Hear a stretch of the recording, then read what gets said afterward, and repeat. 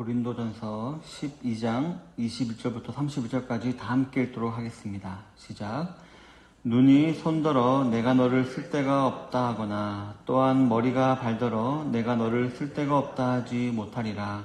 그뿐 아니라 더 약하게 보이는 몸의 지체가 도리어 요긴하고 우리가 몸에 덜 귀히 여기는 그것들을 더욱 귀한 것들로 입혀주며 우리의 아름답지 못한 지체는 더욱 아름다운 것을 얻느니라. 그런즉 우리의 아름다운 지체는 그럴 필요가 없느니라. 오직 하나님이 몸을 고르게 하여 부족한 지체에게 귀중함을 더하사 몸 가운데에서 분쟁이 없고 오직 여러 지체가 서로같이 돌보게 하셨느니라. 만일 한 지체가 고통을 받으면 모든 지체가 함께 고통을 받고 한 지체가 영광을 얻으면 모든 지체가 함께 즐거워하느니라. 너희는 그리스도의 몸이요 지체의 각 부분이라. 하나님이 교회 중에 몇을 세우셨으니 첫째는 사도요, 둘째는 선지자요, 셋째는 교사요, 그 다음은 능력을 행하는 자요, 그 다음은 병 고치는 은사와 서로 돕는 것과 다스리는 것과 각종 방언을 말하는 것이니라. 다 사도이겠느냐, 다 선지자이겠느냐, 다 교사이겠느냐, 다 능력을 행하는 자이겠느냐, 다 병 고치는 은사를 가진 자이겠느냐, 다 방언을 말하는 자이겠느냐, 다 통역을 하는 자이겠느냐. 너희는 더욱 큰 은사를 사모하라. 내가 또한 가장 좋은 길을 너희에게 보이리라. 아멘.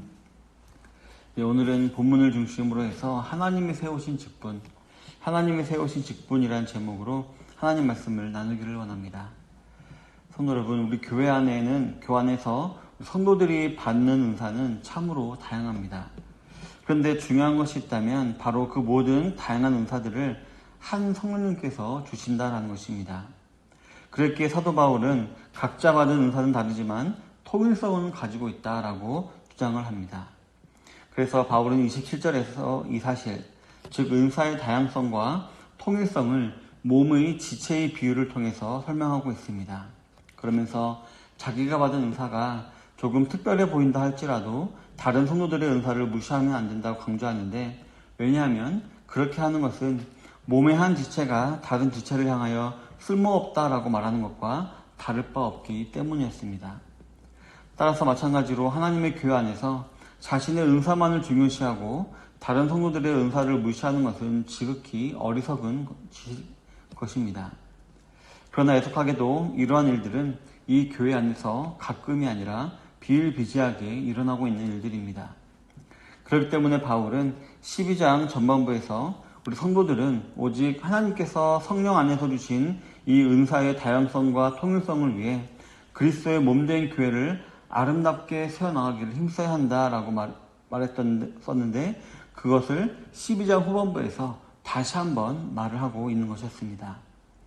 그러면 우리는 구체적으로 하나님이 우리에게 주신 직분을 어떻게 감당해야 하겠습니까? 첫 번째로 맡은 직분에 따라 충실하게 우리는 감당해야 합니다. 본문 28절에 보면 하나님이 교회 중에 몇을 세우셨으니 첫째는 사도요, 둘째는 선지자요, 셋째는 교사요, 그 다음은 능력을 행하는 자요, 그 다음은 병 고치는 은사와 서로 돕는 것과 다스리는 것과 각종 방언을 말하는 것이라 라고 기록을 하고 있습니다. 본문에 보면 여러 가지 은사들을 가진 자들이 나오는데 이들은 다 하나님께서 세우신 자들이었습니다. 즉 저 여러분들이 은사로 말미암아 가지게 된 직분들은 모두가 다 하나님께서 주신 것이다 라는 것입니다. 그렇다면 성도 여러분, 하나님께서는 왜 교회 안에 이렇게 다양한 직분을 세우셨을까요? 그 이유는 바로 예수님의 몸된 교회를 온전히 세우시기 위함이었습니다. 우리 몸에도 많은 기관이 있듯이 교회도 많은 부분들로 구성되어 있는데 이 모든 부분에 필요한 은사를 가진 각 성도들의 연합으로 말미암아 부족한 부분이 없게 하기 위함이셨던 것이었습니다. 그래야 머리이신 예수님의 몸된 교회는 하나님의 영광을 드러내고 온전하고 아름다워지는 것입니다. 절대로 자신의 직분이 자신을 드러내는 도구로 하나님께서는 주신 것이 아닌 것입니다. 그렇기 때문에 우리는 우리가 받은 직분에 충실할 수 있어야 하는 것입니다. 그 누구라도 자신의 직분을 오용해서 하나님의 영광을 가로채 자신의 영광을 구한다면 그 교회는 그 사람의 오류만큼 온전해지지도 않을 뿐더러 그 부족한 부분으로 말미암아 아름다움도 찾지 못하게 되는 것입니다. 성도 여러분, 바울은 고린도전서 4장 2절에서 맡은 자들에게 구할 것은 충성이니라 라고 하였었습니다. 이러한 주님의 뜻을 잘 알아서 성실과 충성으로 주님의 몸된 교회를 세우는 이 사명을 잘 감당해 나아가시는 성도님들이 되시기를 바라겠습니다. 두 번째로 우리가 받은 직분을 어떻게 감당해야 할까요? 바로 다른 사람들의 직분도 존중하며 감당해야 합니다. 본문 29절부터 30절을 보면 다 사도이겠느냐, 다 선지자이겠느냐, 다 교사이겠느냐, 다 능력을 행하는 자이겠느냐, 다 병 고치는 은사를 가진 자이겠느냐, 다 방언을 말하는 자이겠느냐, 다 통역을 하는 자이겠느냐라고 기록을 하고 있습니다. 사도 바울은 이 본문에 앞서서 언급한 이 은사와 직분에 대하여서 질문하는 형식으로 바꾸어서 말하고 있습니다. 이러한 표현을 한 이유는 바로 바울이 자기가 말하는 바를 강조하기 위함이었습니다. 그리고 이렇게 바울이 이 물음을 통해서 강조하고자 했던 것은 두 가지였는데요. 먼저는 몸에 여러 가지 다양한 지체가 있는 것처럼 교회 안에도 여러 성도들이 서로 다른 은사와 직분을 가지고 있다는 것을 말하고자 했던 것이었습니다. 잘 아시다시피 몸에는 여러 가지 지체가 있지만 그리고 또 각각의 기능을 담당하지만 결국은 한 몸을 이루고 있습니다. 마찬가지로 하나님께서 주신 은사와 직분은 각 성도마다 다 다르지만 한 몸인 예수님의 교회를 이루어 간다는 것입니다. 그리고 또 다른 하나는 바로 하나님께서 주신 직분은 어느 것이 더 귀한가 덜 귀한가의 우열을 가릴 문제가 아니다라고 말하는 것이었습니다. 성도들은 하나님께서 주신 직분을 서로 존중하고 잘 협력하여서 주님의 몸된 교회를 함께 세워 나아가야 하는 것이었습니다. 성도 여러분, 다른 성도 없이 목사만 100명이 있으면 그 교회는 온전한 교회일까요?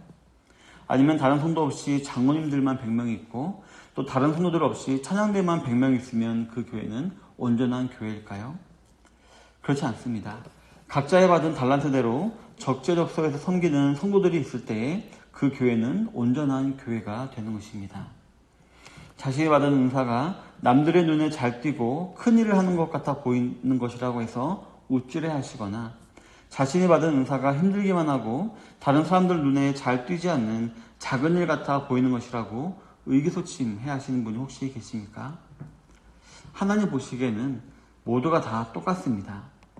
그리고 하나님께서 원하시는 것은 누군가가 특출나게 많은 일을 감당하는 하기보다는 무엇보다도 먼저 교회를 생각하면서 서로를 존중하고 잘 협력하여서 주님의 몸된 교회를 아름답게 세워나가는 것입니다. 이처럼 다른 사람들의 직분을 존중하고 월권하지 아니하며 자신이 맡은 자리에서 충성하시는 우리 성도님들이 다 되시기를 바라겠습니다. 세 번째로 우리는 하나님이 주신 직분을 어떻게 감당해야 할까요? 바로 사랑으로 감당해야 합니다. 본문 31절에 보면 너희는 더욱 큰 은사를 사모하라. 내가 또한 가장 좋은 길을 너희에게 보이리라 라고 기록을 하고 있습니다. 본문에서 바울은 성도들을 향하여서 더욱 큰 은사를 사모하라 라고 말을 합니다. 여기서 말하는 큰 은사는 무엇을 말하는 것일까요? 유명해지는 은사, 큰 일을 하는 은사, 신비로운 은사일까요? 그렇지 않습니다. 여기서 말하는 큰 은사란 교회의 덕을 세우는 은사를 말하는 것이고요. 또 더 구체적으로 말한다면 하나님께서 그 사람에게 주신 달란트, 그 달란트를 잘 분별해서 그거를 온전히 사용하는 것이 바로 큰 은사입니다. 고린도전서 14장 4절에서 바울이 이렇게 말하고 있습니다. 방언을 말하는 자는 자기 덕을 세우고 예언하는 자는 교회의 덕을 세우나니 라고 말을 하고 있습니다. 이 말씀은 우리가 성령님께 은사를 구할 때 물론 모든 은사가 다 좋은 은사이지만 그 중에 개인의 덕보다는 교회의 덕을 세우는 그런 은사를 더욱더 사모해야 한다라고 말을 하고 있는 것입니다. 그리고 본문에서 바울은 이어서 내가 또한 가장 좋은 길을 너에게 보이리라 라고 말을 합니다. 여기서 말하는 가장 좋은 길은 무엇일까요? 이 가장 좋은 길이라는 것은 우리가 받은 은사를 사모하는 방법을 말하는 건데요. 바로 다음 장인 13장. 고린도전서 13장은 사랑장으로 유명하죠. 따라서 이 가장 좋은 길이란 바로 사랑을 말하는 것입니다. 우리가 하나님께 주신 은사를 감당할 때에 시기나 질투나 남에게 더 잘 보이려거나 하는 이런 마음으로 우리가 은사를 행하면 안 되고 그저 사랑하는 마음으로 우리가 은사를 행할 때에 그 은사가 가장 좋게 빛난다라고 말을 하는 것입니다. 그리고 그것도 인간적인 사랑이 아니라 신적인 사랑, 바로 하나님의 아가페적인 사랑을 말하는 것입니다. 즉, 저 여러분들은 다른 무엇보다도 사랑하는 마음으로, 즉 교회의 덕을 세우기 위해서 희생적이고 헌신적인 사랑으로 말미암아 하나님이 주신 은사와 직분을 잘 감당할 수 있어야 할 것입니다. 우리 사랑하는 성도 여러분, 하나님께서 저와 여러분들이 죄인임에도 불구하고 구원하셨을 뿐만 아니라 자녀를 삼으셨고 또 귀한 은사와 직분을 주셨습니다. 그러므로 우리는 정말 감사함으로 서로 협력함으로 그 직분들을 잘 감당할 수 있어야 할 것입니다. 또한 받은 직분을 사랑으로 감당하며 교회의 덕을 세우고 하나님께 영광을 돌리는 복된 삶을 살아야 합니다. 부디 이러한 사실을 잘 기억하시고 각자 받은 직분을 수행함에 있어서 하나님으로부터 큰 은총을 받게 되시는 모든 좋은 시작교회 성도님들이 되시기를 주님의 이름으로 축원합니다. 아멘.